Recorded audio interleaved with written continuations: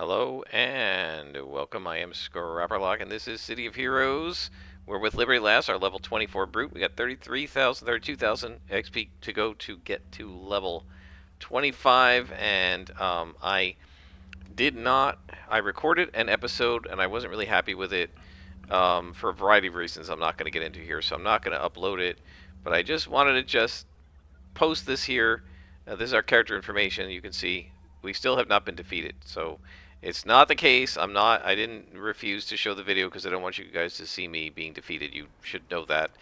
You see lots of defeats on my channel, including when I was doing Iron Man mode. So I don't try to cheat it, but I just want everybody to be clear that that isn't why. I wasn't happy with what I talked about. I felt like I meandered a lot, and I don't know. I really wasn't happy with it, so I decided I'm not going to post that video. So we're level 24. We actually did a story arc for Claire Childress. We actually now have inactive, but I think soon to be active somewhere in here, Miriam Blechel, who is over there in between those two buildings, and she used to be the one who gives the sequel to the Wheel of Destruction story arc, the Scroll of Tieleku. So at some point we will be using her, but we're going to need to do some other missions to get to level 25. And I think what I want to maybe do is do the Midnighter stuff with Mercedes Sheldon. So let's head over to Steel Canyon, and we will check out the Midnighter Club and see if Mercedes Sheldon will talk to us. So that is in Steel Canyon South. I have been doing a little bit of work on the base, but I'm not really happy with it right now. And the reason is that I tried to create a single room. Maybe I can show you. Where's the base portal? I don't remember, but oh, it's over in the center of town. I tried to create a single room with a few small rooms off of it that were going to be multiple teleport bays to different places. So one was going to be hazard zones, one was going to be main city zones, one was going to be places like Pocket D and weird alien zones in Ouroboros when I get the beacons for those, or maybe they're already unlocked. But when I went to color the walls, they bled over into the entrance room, which I didn't really like. So I've got to play around with that. So anyway, Mercedes will now talk to us. The little arrow usually indicates that. And so yes, she has available missions, and we're doing the Dirge of Chaos. So this is really cool. We're going to Skyway City and defeating the Freak Show, but what's ultimately going to happen is there's a DJ who's going to be playing music that's designed to like hypnotize the city, and you got to stop it before it happens. It's pretty cool. So let us head over to Skyway City. And I don't think I don't have any enhancements to sell, and everything is fine. I think you've seen Total Focus, but maybe you haven't. This is a power that the melee attack is very slow but incredibly devastating, and takes a long time, and it allows you to enter energy focus mode, right? And then energy focus mode allows other things to happen. So far, the only power that affected by focus mode is this one. This power will have 100% chance stun and weaken the target's secondary effects and regeneration rate if used while total focus is going. So if we're in focus mode, if we're in focus mode, then what'll happen is we can have a much higher chance of stunning if we hit this power. And the other powers also benefit from it in different ways. There are two other powers, the last two powers, the Power Crash and Energy Transfer, are affected also by focus mode.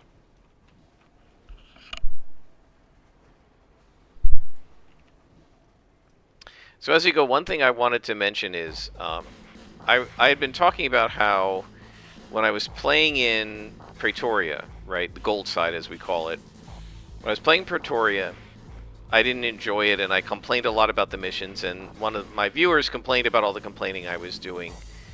And so I said, you know, I'm glad I've got the videos posted, because I went back to look at what was so bad about it, because I really couldn't remember. And I think the real problem I had was that I was playing a stalker, and that a bunch of the mechanics that they had on Goldside in Pretoria were pretty much designed to make Stalkers' lives harder. So, for example, there are a lot of ambushes, and the ambushes ignore your stealth, right? So it it's designed to bypass your most important power, which is your um, uh, ability to assassinate, right? You can see he was stunned because we're in focus mode. And so that was a problem. Also, a number of the spawns looked like they were 4 or 5 enemies instead of 3. And what they were doing was, instead of here where the guy is far enough away not to aggro me, he's closer. So you're aggroing you're sort of chain aggroing them, right? You hit one guy, the guy next to you aggros. You fight him, the guy next to him aggros. You fight him, the guy next to him aggros. And so when you get the aggression like that, you are not able to enter the hidden state, right? Because things are seeing you. And so I was continually frustrated by the fact that my stalker was not able to stalk, right? I kept basically having to play her like a scrapper, a weak scrapper, because one of her big attacks at the very beginning from like level 8 or whatever was Assassin Strike, and it wasn't really able to be used for a true Assassin Strike because the missions, the way the missions were set up was designed to prevent you from being able to hide yourself. And we have a boss here. Oh, I hate these things. I can never get up onto them. And then the boss. Oh my gosh, he's purple. We better buff up. See if we can enter total focus mode. Can we 100% stun him? Let's see. We did. That is awesome. So that is an awesome effect. If you can guarantee the stun against a boss who usually has pretty good mez resistance, that is really, really good. Let's see if we can stun him again. He is stunned again. I think he was already stunned, but yeah, that's perfect. So think about all the blows he could not strike against me because of the 2 times I stunned him. So yeah, anyway, getting back to Praetoria, I think the thing that was frustrating me the most was not being able to use my signature powers, right? I said at one point, it's almost like the equivalent of if they made it so that none of the mobs could be taunted and you're playing a tank, or all the mobs have 100% mez resistance and you're playing a controller. Yeah, you could still play that way, but it's not a lot of fun because the controller has fun controlling, right? That's the purpose of the class. So I'm playing a stalker, but I can't assassinate, and that was very frustrating to me. So I think that if I'd been playing a scrapper or a brute, I would not have cared. Mega Weapon is this guy's name. But because I was playing a stalker and they had basically designed the encounters to counter stalking, I got really frustrated with that, right? I felt like they were picking on my class, right? And maybe they were, you know, whatever, but I think the key to my frustration was probably just the fact that I couldn't do the stalking. So I'm actually considering with my next character doing another run at Praetoria, but this time, why is that guy Graycon? But doing it this time, doing it with some other kind of a class. I was actually thinking of possibly doing a Dominator. We'll see. I do want to get back to doing a Scrapper at some point too.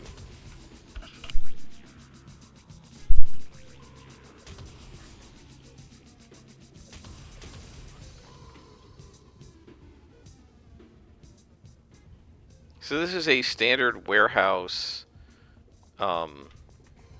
map, but it has the you know, sort of the disco lights and the sort of, it's like a rave or whatever, and they just basically retextured it and put the lights in, which I think is a lot of bang for the buck, right? It's not a complicated change to make, but it definitely makes it feel like you're in something different from the regular warehouses.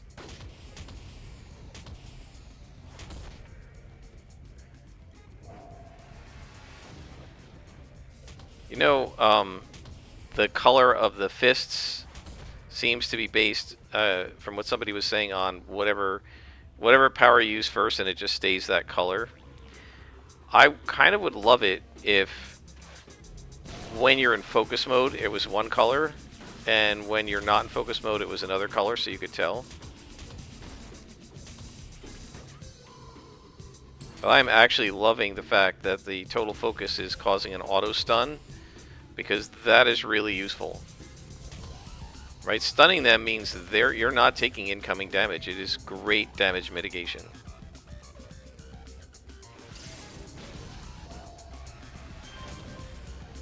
And look at that, one shot at him. That's great.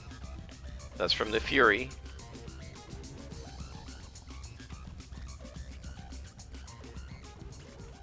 Three Ravers to rescue. Also, total focus, I now have a single recharge enhancer on it. I think I'm going to probably need a dual enhance that one because it's got a very long recharge time. We'll look at it now, and you can see.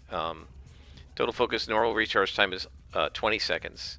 So double recharging it, maybe even triple recharging it to get it down to 10. We might not need it down to 10 seconds. It might be double recharge to get it down to like 12, and that might be enough.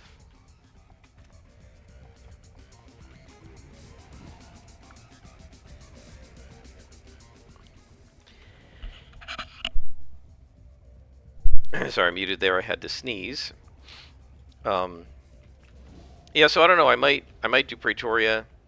There's a part of me that wants to try the red side again, although I just find the villain maps to be so unpleasant. It's always like cloudy and miserable there. I feel like I'm in Seattle. I hated Seattle. So I really don't want to. I don't know if I want to spend a lot of time in the villain side of things just because of the maps. I'm also not a huge fan of the way some of the missions and story arcs are designed. So I don't know. I'm not sure I want to try red side again, but I do want to try gold side. One of the reasons I'm toying with it is it's quick, right? The Pretoria stuff only goes to level 20. And you saw how quick season 1 was. It was just 18 episodes. So I could do 18 episodes in Pretoria and then end up, you know, in the in this world. And maybe, actually, now that I think about it, it might be worth doing Pretoria to the Rogue Isles so that I don't do the full character with the Rogue Isles, but I can still get some variety of missions. That's actually something to possibly think about.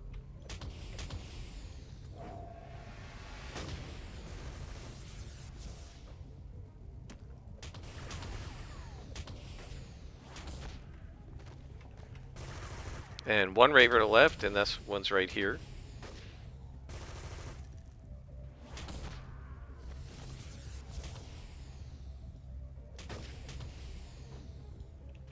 And this should finish it. Got it. So we found a clue, which is a magical cassette player. Right? So they're trying to cause craziness to happen in the city using the magical cassette player and a magical cassette. And you can tell these are fairly old because, I mean, gosh, it can't be that old, but it must be fairly old because who uses cassettes anymore? So we're going to go back to Mercedes. So I'll pause it here and I'll bring you back when we are with Mercedes. And we are back. We are at the Midnighter Club, and we're going to go talk to Mercedes. I think after this mission, she should give us her phone number. By the way, guys, I guess because I've been making these videos and watching my own videos, it's weird. I've been making these videos for a while, right? But I usually watch my videos... oh, let's see if we can just auto-complete this. We gotta wait till tomorrow. Okay. I guess we're going to defeat 20 freak shows. We'll go to Talos Island. I normally watch my videos on my hard drive. I don't watch them on YouTube, right? I pretty much always, after making them, I usually make these at night, and then in the morning before I go to work while I'm eating breakfast, I'll rewatch part of it. And then when I come home from work, I'll rewatch another part of it. And I do that just to make sure that, you know, the audio was good, everything sounds good, everything is okay. And it's on the rewatch of this last episode that I was like, you know, I don't think I want to post this. I I said some argumentative things. I didn't really want to put up. I don't like kind of, shall we say, arguing with people in these videos, whether it's other um, YouTubers or people in my comments or whatever, because it's impossible for them to respond, and there's no way to have a dialogue. So then it just becomes me pontificating, right, my own platform, and nobody can really contradict me or point out any flaws of what I'm saying. People can in the comments, but it's asynchronous, and not everybody reads the comments that watches the videos, and so it just feels like an asymmetrical warfare, if you want to call it that, and I don't really like that. So I try to avoid as much as possible doing that, and unfortunately I didn't really avoid it in this particular episode, so I decided not to post it. So I didn't think about it while I was recording it, but I noticed while I was watching it, I feel like this is a little too argumentative and hostile and maybe a little defensive, and I just said, yeah, I don't want to post that. Like, I don't, that's just not how I want my channel to be. And so I always rewatch them on my hard drive, which means I rarely have a reason to go back and watch my old videos on YouTube. Every once in a while I might get the urge to do that, but it's pretty rare. And so but I wanted to go back. So anyway, I'm making videos, and although I'm making videos about City of Heroes, I'm making City of Heroes content, I really wasn't getting much in the way of offers from YouTube to, do you want to watch these videos for City of Heroes, right? YouTube will um, offer you more videos like the ones you've been watching, right? The algorithm does that. It wasn't offering me a lot of City of Heroes content. And I didn't really think about it, right? It never does. Even though I'm a City of Heroes content maker and have been for many years. But then I rewatched a couple of my Stalker videos, and now other people's City of Heroes video content is popping up in my feed for pretty much the first time in a long, long time, which I find really interesting. So of course, some of these are recent ones. So if they're recent ones, I say, well, let me see what other people are doing. And I watched a couple of other people's videos just to see, what's going on and what kind of videos they were making. And the one guy has a Let's Play. I was actually really surprised. Quite a few people who've watched it and people have made comments, but he doesn't talk at all. He just plays the game, and you're just watching him play the game. And I thought, well, that's interesting. I actually said before, why do I do all this chattering and talking? Because I assume people would be bored just watching me play and not say anything. So if too long goes without saying something, I usually think of something to say. Um, but apparently there are lots of people who are perfectly happy to just watch somebody play the game and not comment. Maybe would prefer if I would just shut my mouth. I don't know. Uh, I'm probably not going to be quiet because this is just not what this channel is.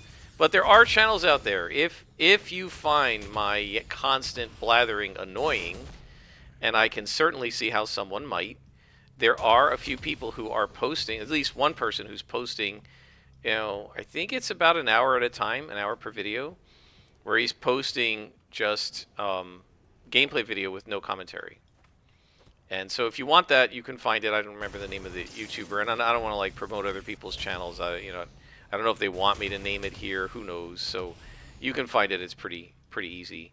And then there was another person, and I'm really bummed that, at least for me, I couldn't see the chat that he was seeing, but he was, I guess, playing it live, and people were chatting with him and asking him questions and making suggestions as he did it, and you know,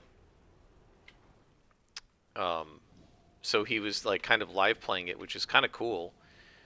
I saw somebody do that actually when the Bree server was out, so the very first server that came out before there was a homecoming, when everybody was working together in the community, the people on Rebirth and the people on Pleiades and the people on COXG, and everybody was working together before there was a schism in the community. Um, the There was, when it very first came out, there is some guy who does a lot of gaming like live with an audience, and I guess he had played City of Heroes, probably not when it launched, but like in 2011 or 12, and liked it, and then the game of course died and was gone, and then I guess he wanted to show his audience how to get into the servers and how to play, and so he did this like 2 hour long live stream where he did that, and recorded and he posted to YouTube, and I watched that as one of the things that showed me how to get into the server and made me trust it a little bit, because this was a seemingly reputable gamer who had been playing a lot of games um, online with a large audience of several hundred people watching live, plus a very large channel, and he was playing it. So, and it wasn't putting any malware on his computer. So I said, okay, it looks safe. I'll try it. And so it's like he's one of the reasons I'm here.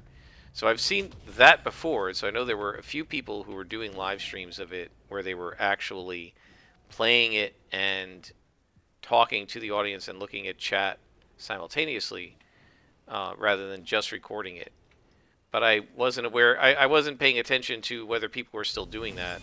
So I found one. I watched a little bit of that where he was explaining, like he was going through costume creation and explaining how to do stuff, and the chat was offering suggestions on like character names and like character costumes and all that kind of stuff, that's actually pretty cool. That's more synchronous communication, right, rather than the asynchronous way we communicate on my channel, where it's mostly just recordings and people making comments. So it was really kind of fun to watch these other YouTubers who are playing City of Heroes and see how they do it, and it's way different from how I do it. The one thing I noticed was how different everybody's layout is. Like the one guy had his target here, which would drive me absolutely up the wall, but I guess he wants to see who his target is. The other guy had his target over here. I don't know what they were doing with the map. And nobody had a sidebar over here. They just had these down here. But I think the one guy had moved this to the middle. And one of them, the inspiration box was gone, and I wasn't sure where it was, but maybe he just had it like this. I always keep mine up, so it was just sort of interesting to see how other people use the UI differently and stuff like that. So it was pretty cool. All of them were doing, all the ones I saw were doing this, the City of Heroes, blue side as we call it.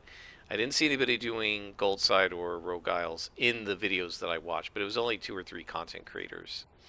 So there may be others that I'm not aware of. Now that I've watched a few of them, I'm sure they'll pop up in my content stream. It's nice to see that there are multiple people doing this, and there's a rejuvenated excitement when Homecoming and the Bree server and everything, when those things first came out, there was a huge amount of excitement. And then over time, the excitement, obviously, with anything, the excitement sort of faded, and people were less kind of enamored of the game. And I know, like with my super group, they, a bunch of them stopped playing, and I stopped playing on our server, but it was after the others. Like, I stayed on Homecoming after I switched to Rebirth for video recording. I just didn't record because it was against the Homecoming terms of service at that point to post recordings filmed on their server. And so I said, all right, well, as soon as they put that, you can go and watch on March 8th of 2020, when they made it against their conduct rules to post video, I posted a video with no server stuff, just a screen capture of the new rules that had been posted, and explained to the audience I won't be making videos anymore. And then somebody in that video thread, that one of the commenters said, you can go to Rebirth, they allow recording. And I actually went onto the Rebirth Discord. I asked one of the admins there, and he said, he pointed me to the sticky, and one of the sticky posts said we do allow it. So he said feel free, and so then I switched to Rebirth. But I continued to play for video recording, and that's where the Stalker video comes from. But and it says like City of Heroes Rebirth on it, and I particularly named it City of Heroes Rebirth in the title, and I said welcome to City of Heroes Rebirth at the top of each episode. And I did that on purpose so that if anybody from Homecoming happened to see the video, not like they probably would have with like the 50 subscribers I had at the time, they would know I didn't record any of this on their servers. I did not violate their terms of service, right? But I kept playing on Homecoming for months afterwards because or a few months afterwards because my supergroup was still active. But then little by little, the leader stopped. They got bored. The leader stopped playing. The vice leader stopped playing. The A lot of the other leadership kind of idled out. Right? They went AFK right away, AFG right away from game, and little by little, I was one of the only active ones left. And so I just said, well, then if I'm just going to be soloing, I'll just solo on Rebirth and make videos. And so I stopped playing on Homecoming. Now my characters are still here. I didn't delete my account or anything like that. And I think about a year after that, in 2021, the Homecoming servers said you can now post video again. I'm not sure what sort of changed their mind. Maybe NCSoft said it was okay. I don't really know. But at that point, I was like, well, I'm already on Rebirth now, and my supergroup had faded. I'm not even in their Discord anymore. I left because there were only a handful of people posting on the Discord, and it had gotten real political, like real world politics stuff. And I'm not interested in that, and I certainly didn't want to. Like, that's not why I'm playing on this. That's not why I'm on a supergroup Discord. Is to talk about, real world politics. It didn't help that the prevailing political opinion on that Discord is not stuff I agree with, and so I felt like, oh, I got to listen to a bunch of people blathering a bunch of stuff that I think is not true, and I can't say what I really think, or they'll probably boot me from the supergroup and the Discord and all that. So I just left the channel. If they're gonna boot me, which they probably would have, I'm just gonna leave the channel. And so I left it, and I haven't been back. There was hardly anybody on it anymore anyway, so. Good, we stunned the boss. That's what we want. We want to keep him as stunned as possible. Are we being ambushed while we're fighting this purple boss? Yes, we are. Alright, this is going to be brutal. Yeah, we're on +1 here, and that's probably stupid. Because these missions are graded to be a little bit harder. But I have only myself to blame, and we did get to level 24, almost level 25 without dying once. And we are playing on pretty much Iron mode, right? Iron Blast mode. So, yeah, we survived it. Not too bad at all, guys. Not bad at all.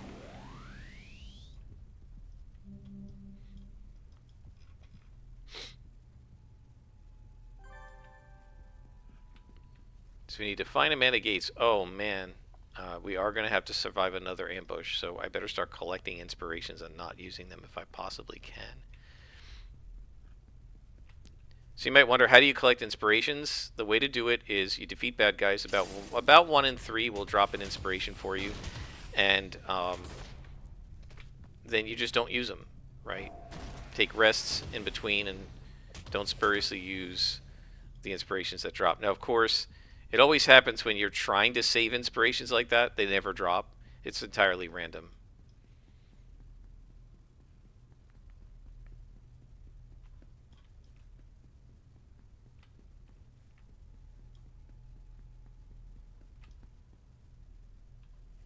Let's see. Yeah, this is usually a dead end on this side.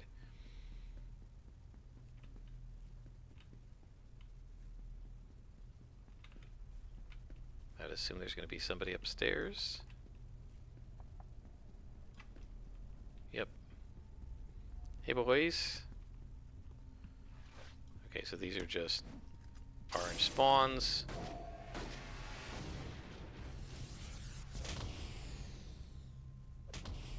Make him dizzy. The other guy's also dizzy. That is actually excellent damage mitigation.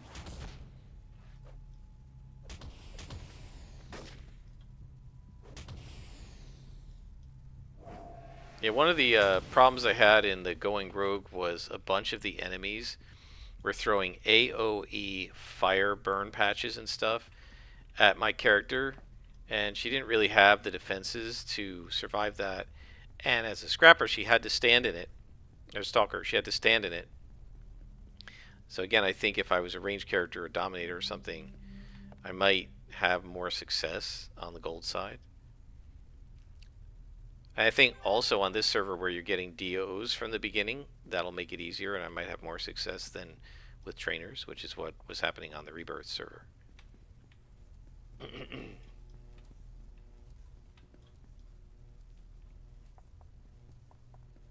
I hear somebody. I hear a freak electric guy.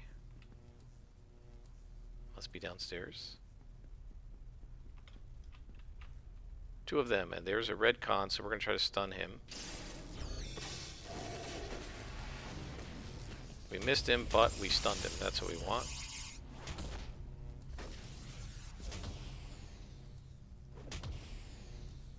The question is, what kind of Dominator would I play? I've always wanted to get a Plantthorn Dominator to 50 because in live, my Plantthorn Dominator only got to 43 or 5 or something. I never did get her to 50. I started a Plantthorn Dominator on Rebirth, and I think I only got her into the 20s, and I did one here, and I think I got her into the 20s, and I never finished her, never got her to 50, so yeah, that's one possibility, is to do that, but, you know, try to finish one. But on the other hand, excuse me, on the other hand, I feel like I might prefer trying a different type of Dominator, and then I'm just not sure what kind. Maybe Fire? I don't know. There's so many cool ones. Like, I wouldn't mind doing Psy. A friend of mine played a Psy Dominator, and it was very cool. And I think there's a bunch of other cool ones. So I don't know. I would like to try one and see how it goes. So we'll see. There's the other clue. Oh, wait, shoot. I didn't realize this guy was here. Good thing he missed me. We got the clue. Now we'll beat him up.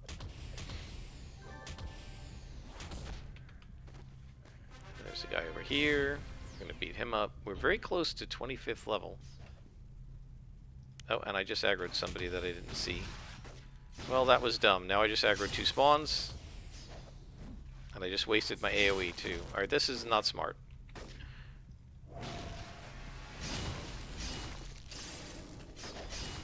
We'll stun him, switch targets, start pounding these other guys.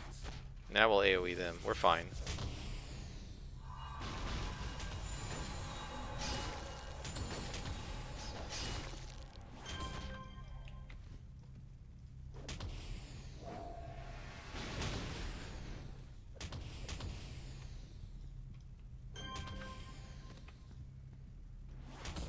And we have collected the inspirations, but this isn't the mission I thought it was. The mission where you actually find Amanda Gates is the one where you get ambushed.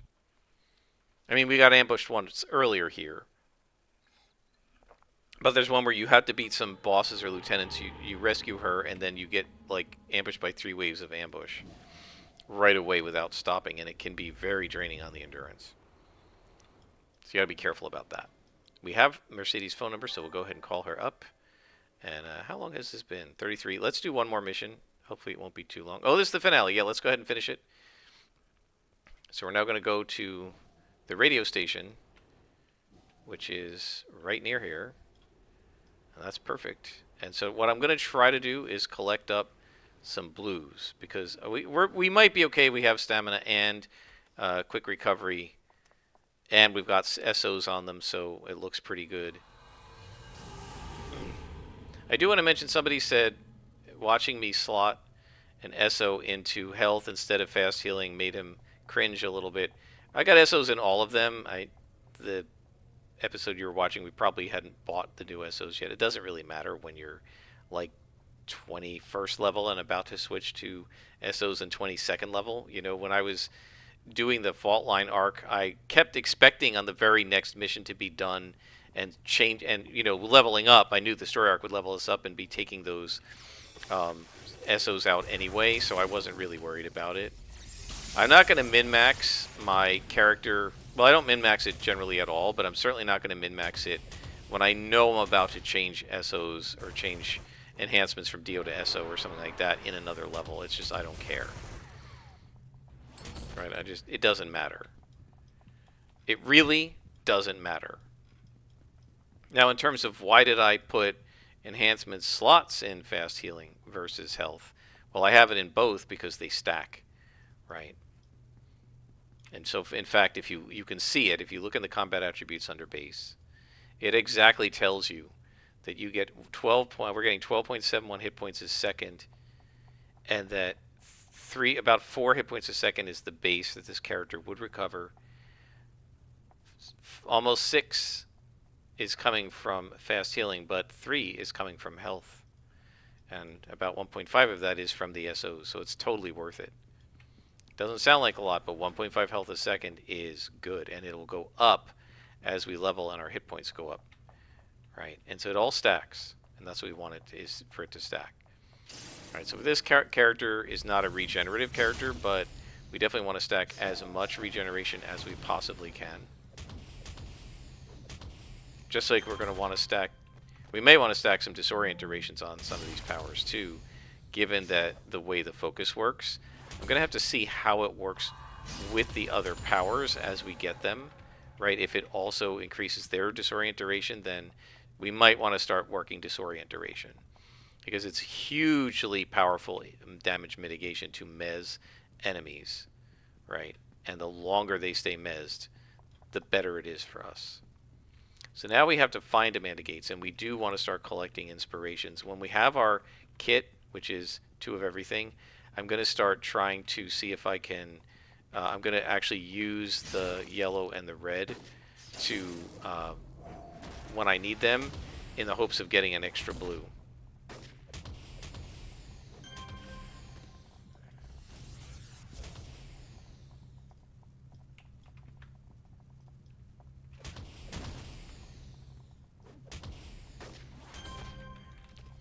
This character, I have been very satisfied with the way this character is playing.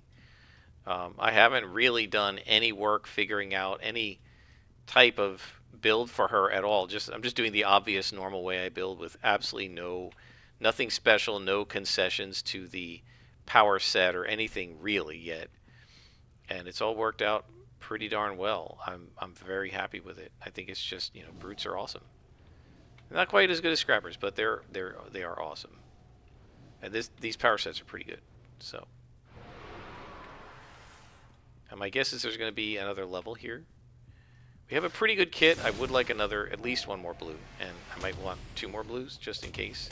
Again, with the quick recovery and stamina, stamina both slotted,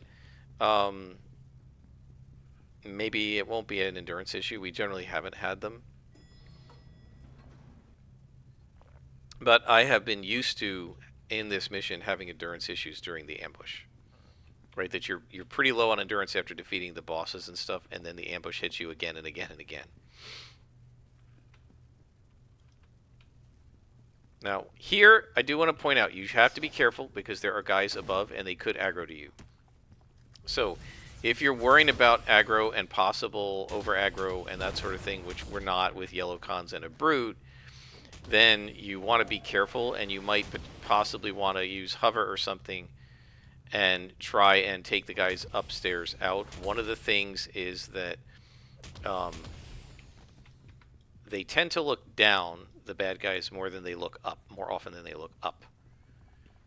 So it's better to go on the balcony and fight the guys up if you're worried about aggro up above, and the guys below probably won't attack you. They probably won't see you, but if you're below them, they might look down and then see you from above. So there's something to keep in mind if you're interested, or you're trying to manage aggro, manage the aggression of the enemies. One thing that's always important to do with hostages is peek inside the rooms. Sometimes they're inside the rooms, although I'm almost certain that Amanda Gates won't be.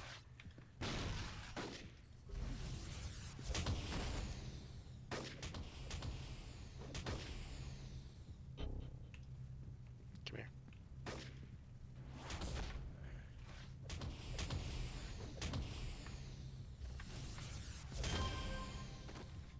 Well, we got our kit. So next spawn, I think I'm going to go ahead and spend a red.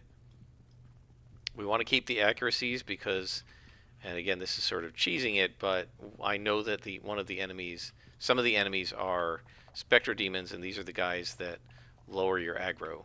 Right, or sorry, lower your 2-hit, not aggro. Lower your 2-hit. They 2-hit debuff you. So, you just got to be careful about that.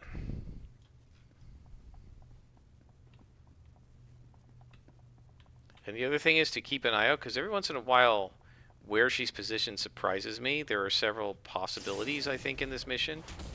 And you can blunder on her, and once you aggro the boss, you're going to trigger the chain of ambushes. So I'm going to go ahead and spend the red. I would rather have either a yellow or a blue at this point. Yellow will... Oh, and we got it. Okay, we got what I want. So this is just hedging bets and trying to secure the fact that will have enough endurance to survive the ambushes. We definitely want to keep the yellows because, again, the Dirge, the spirit of the Dirge, or whatever it's called, will debuff your 2-hit. So this is just experience. I've done this mission a bunch of times before, and I've suffered a bunch of times before when I didn't have enough 2-hit and I didn't have enough endurance. And I'm constantly whiffing. And of course the whiffing also hurts your endurance because then you've got to take extra swings. Man, a one-shot at that guy, that is awesome. And the more swings you take, the more endurance you use up, right? Missed him. It is nice to know that energy storage doesn't necessarily... it doesn't get burned if you use the attack and it doesn't succeed. If you miss, then it stays on. Now, it doesn't stay on long enough for the thing to recharge, but once we have other powers that can use it, it will stay on long enough to use one of those, I suspect, which is nice. Okay, nobody in here. So off we go. How are we doing on enhancements? We've got a ton of SOs and DOs. Now, one of the things we're going to need to do, well, let's take a look. Right now we have 676,000. So we're about half as much influence as we're going to need. We're going to need about 1.2 million to fully SO this character at level 27. And except for things like this, where I want the accuracy in the first slot, it just helps me see what I've got. I'm going to have to rip those out and buy new ones. This, I'll probably rip these out and buy new ones because I want to put the two accuracies together. That's just me being, you know, a little compulsive. I think the rest of these I'm going to go ahead and hit the upgrade. I'll pull those out and then I'll hit the upgrade button and we'll see how much it's going to cost to upgrade all these things. And then buy new ones of whatever we need right at that level. That'd be 27. Oh, and that's the other thing I did want to mention. Somebody pointed out in one of the fault line videos, I think, where I was talking about when you get powers. So actually, I'm going to pause it here, and I'm going to write an email that'll show you what you get at each level and the totals so that you can see how it works if you aren't sure about that. So let me pause it here. All right, so we are back. So this is the way it works. You get new powers at these levels up here. I put in level 1 twice because you can start with 2 powers, a primary and a secondary. Then you get powers at the even numbered levels until 32. And then at 35, 30, and then every 3 levels. So at 35, 38, 41, 44, 47, and then at 49 rather than 50. You get slots, 2 slots at every odd level up through 29. 3, 5, 7, 9, 11, 13, 15, 17, 19, 21, 23, etc. And then you get 3 slots in these levels, all the levels where you don't get powers. So 31 in the 30s, and then 33, 34, 36, 37, 39, 40, 42, 43, 45, 46. And then instead of 48, 49, you get them at 48, 50 to get the new powered 49, so you can put slots in at 50. And you get 3 slots at those levels. So you can do the math to figure out how many slots you get. Remember that all of your powers start with at least 1 free slot. So the 6 slotted power takes 5 total slots. So hopefully that helps. I apparently said it wrong. I don't remember what I said. But I apologize if I made a mistake. That's how it works.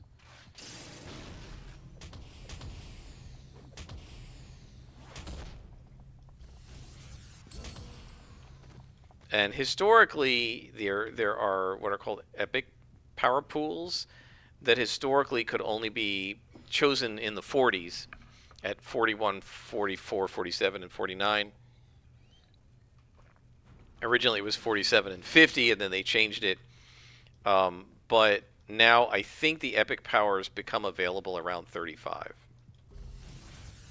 The other important thing to remember is that your final primary power, unless they've changed it, comes in at level 32. So this power here, and then your last two powers in your secondary, this would be Resurgence and Strength of Will, at least in the live version of the game, came into play and were unlocked at levels 35 and 38. So usually what you were doing was you were taking your last three powers, this one and these two, at 32, 35, and 38, typically. Oh, and there they are. And I aggroed them too fast. Alright, so we're going to need some yellow here and some defense. We'll get some extra damage, but we're not going to use the endurance. I'm going to try to stun this guy. We got him. That's what we want. That will help a lot. The biggest problem with Disorient, and you see how there's more guys ambushing, the biggest problem with Disorient, and one of the things people used to complain about, is the fact that the Disorient makes them stagger around, and you can see how much harder it is how hard they hit. The Disorient, come on, makes them stagger around, and then you have to follow them. And it's not letting me hit. I can't hit. There we go. We're in big trouble. But we'll see what happens. Okay, let's get an accuracy boost. They are certainly going to bring my Fury bar up if they keep attacking me like this. Of course he did dull pain. And yep, and there is our first character death, guys. So he's stuck going to the hospital. So we almost made it to 25 without dying, and that's a record, I guess. Did they give us debt? Do we actually get debt? We have debt. Okay, so now half of our experience is going to go to paying off the debt, and you can see how that works if you watch the reward. We don't have a lot of debt. They've dramatically lowered how much debt you get from dying. It used to be a lot more than something like that at this level. It was always level based. All right, well, we just didn't have enough luck. We didn't have enough to hit. We were being debuffed by like 4 different guys. Just could not kill the boss fast enough. I just couldn't get him fast enough. And again, he staggered when they. So the thing people don't like about Disorient is the enemies stagger around and they walk out of melee range, and then you got to chase them, right? And most of the other mezzes, you get locked and you're held in place and you immobilize, hold, knock down, and you don't go anywhere. Of course, confused, they run around, so that's another one. But with confusion, they're not hitting you back. So now the concern we have, and I don't know what to do about that, and this is entirely based on the fact that it was a +1 mission. If it had been +0, we would have had no trouble. But we might have a bunch of ambushes all sitting there waiting for us, and that's going to be pretty brutal. And other than doing a couple of lucks, I don't know what else we can do.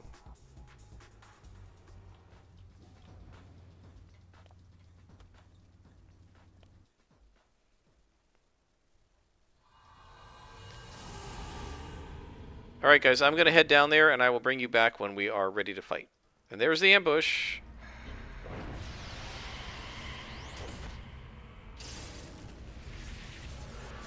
So one trick you can try, guys, I wasn't going to bother to do this, but if you're having trouble with a mission, right, and it's too hard for you, and you're this close to leveling, one thing that a lot of people used to do would be they would just street hunt and gain a level, right? And that will immediately make it easier. Those guys, instead of being red and orange, would have been orange and yellow to us. So that was that ambush. I think there's another one coming. Not really sure whether it's waiting for us already. Because that was, I think, one of the ones we had already aggroed. The others might be down there waiting for us. The ambushing algorithm is pretty rudimentary, and it's not really logical. But, so where is she? Okay, the freak show guy is what's left. And now after we defeat him, I think there'll be another ambush. But we're going to take her with us. Come on, lady. You're coming out. Your freaks will not make me pay. Come with me.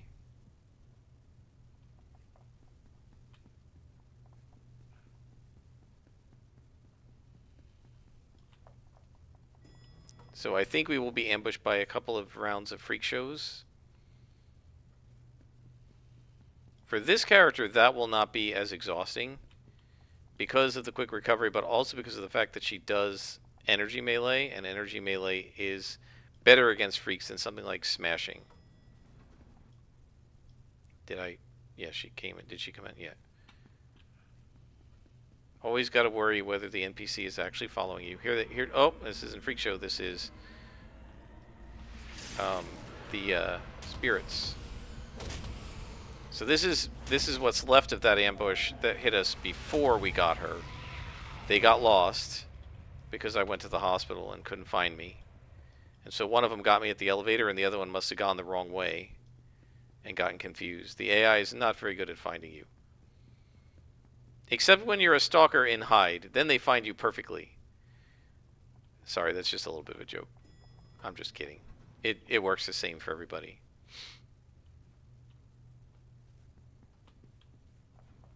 So yeah, I said to you guys, oh, you got to make sure you watch because you can blunder into Amanda, and I blundered into her. I really should have swept that room before I went in there. Not that anything got aggroed, but I should have swept the room. Come on. With your little magical tape, or tape deck, or whatever it is.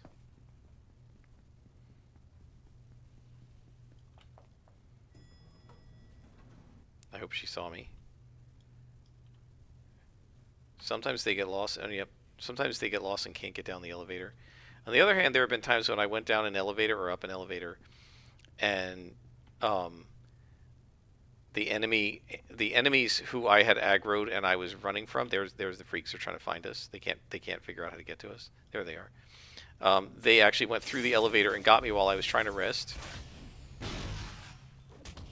And I was on a group with somebody, and they saw me get killed, and they were like, what the heck happened? I'm like, they came down the elevator. And he was like, really? I've never seen that before. They followed me right down the elevator. I don't know if I've seen it since. I don't usually run.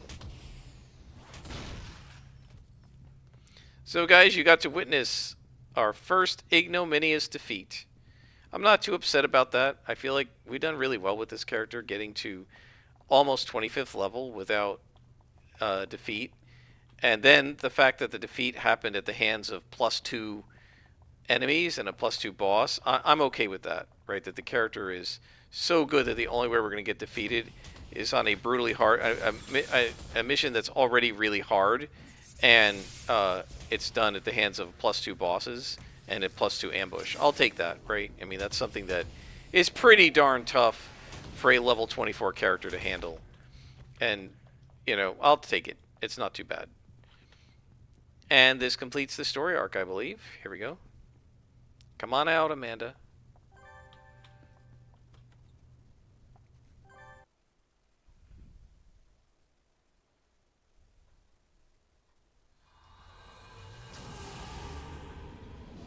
Then we got our reward merits. How many of those do we have now? 210. So we have enough to get 2 archetype enhancers. We'll wait till we can get 6 before we do anything. And now we'll call Mercedes. And we leveled up.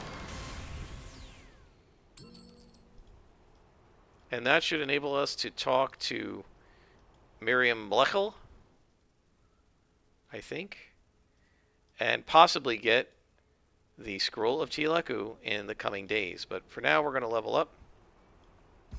What enhancement did she give us? She gave us a damage enhancement. That's not really of any use. I don't know whether it's worth... I guess we can add it to this, because we're going to rip that one out. Right? We won't be able to upgrade that one when we're level... well, I guess we could upgrade that one. We're going to rip that one out, because it's in the wrong place. So it kind of doesn't matter what we do with that one. But I really want to see how much it's going to cost to do the full upgrade. Luminary, give me a new power. Actually, give me some new slots. So what does Rise to the Challenge take? It takes Enhance Heal. We're going to want that. And to hit debuff, so we're going to want to 6-slot that. Let's put...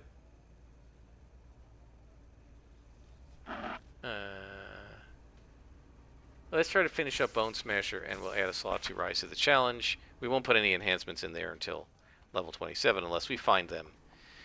So I think we're doing all right, guys. Unfortunately, if we take a look here in our little character stats, we now have... What? Oh, wait. Don't we have... Combat players defeated 0? Shouldn't it be 1 that we were defeated?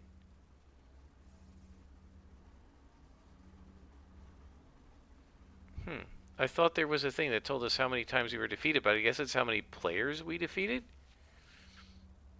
Other players? So I guess I can't show you the defeats. But,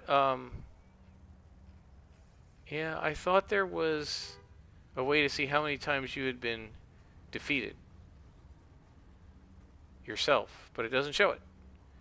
All right, well, we have been defeated once. You'll have to take my word for it that I wasn't defeated off screen. And we, oh, by the way, we have a new row of inspirations. So now we can keep 3 of each. And if we'd had 3 of each against the Dirge, we probably would have survived. But that's okay. Until next time, guys, I am Scrapperlock, and this has been City of Heroes.